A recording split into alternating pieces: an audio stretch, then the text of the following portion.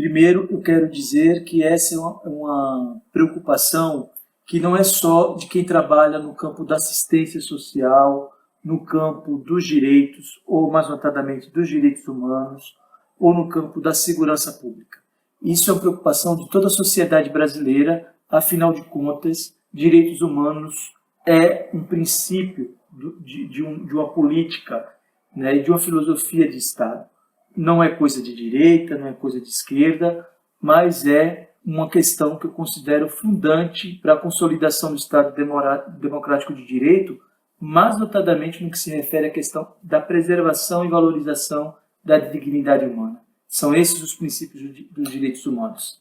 E esses princípios, eles se encontram mais comprometidos no período de pandemia, tendo em vista que a gente tem aí uma vulnerabilidade social aumentando diante das questões econômicas, mas, ao mesmo tempo, outras vulnerabilidades também aparecendo, como a questão da própria saúde, né, da preservação da saúde diante da crise sanitária e também diante do aumento da pobreza. Né, o número de pessoas que recorrem ao SUAS, que é o Sistema Único de Assistência Social, e mais notadamente aos seus centros de referência, por exemplo, os CRAs, ele tem aumentado significativamente a partir da pandemia do novo coronavírus. E é necessário também perceber que não só tem aumentado o número, né, de pessoas que vivem em estado de pobreza, em situação de pobreza, mas também pessoas que recorrem a outros serviços e aos outros órgãos de controle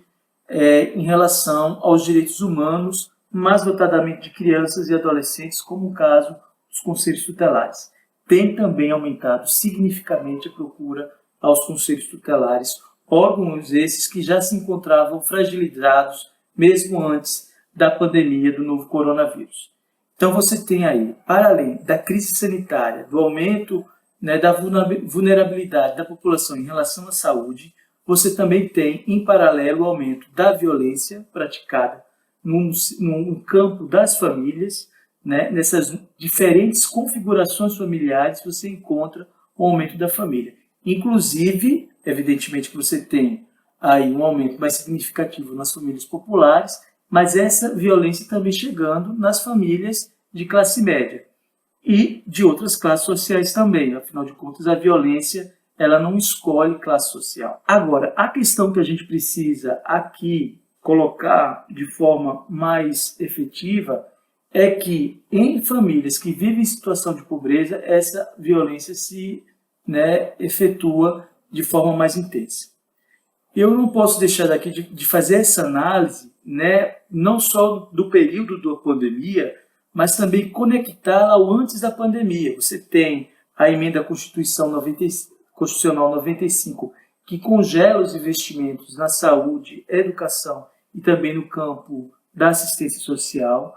Você a partir, inclusive, de 2016, com o afastamento da presidenta Dilma, você tem um aumento da pobreza, da extrema pobreza, o Brasil voltando, inclusive, para o mapa da extrema pobreza. E isso você, analisando direitinho, você pode perceber que o problema da Covid, dos desdobramentos da Covid-19, ela não é pontual. Ela acaba se intensificando com esse quadro de aumento de pobreza e de violência que o Brasil já vinha enfrentando. Eu quero dizer aos meus colegas lá do FERP que quando vê uma fila na Caixa Econômica grande, não é porque as pessoas querem estar na fila da Caixa Econômica. Elas estão ali porque elas precisam estar ali. Nem todo mundo tem o direito de viver essa questão do distanciamento social.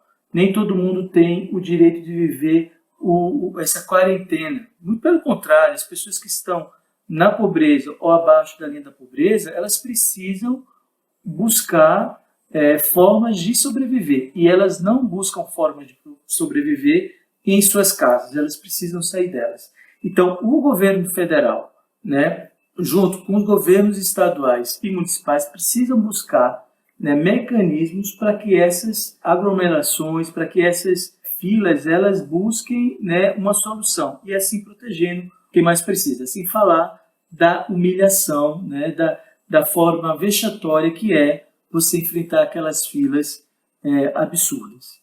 Né? Em relação às crianças e adolescentes, que é o nosso campo específico de estudo, de extensão, de pesquisa e de extensão, a gente vê o aumento significativo de crianças que vivem em situação, né, de pobreza, junto com suas famílias, né, mais vulneráveis à violência doméstica, né, e eu não posso deixar aqui de fazer a alusão, terminando, das vítimas, né, do que a gente está chamando de órfãos do Covid-19, de crianças que têm perdido seus pais e suas mães. O coronavírus, a pandemia, ela vai deixar marcas profundas na nossa sociedade, né, onde a gente vai ter que lidar, né, na pós-pandemia, né, com políticas de direitos humanos e inclusão social de forma ainda mais efetiva, porque ela tem, de fato, comprometido o cotidiano das pessoas, ceifado vidas e deixado marcas traumáticas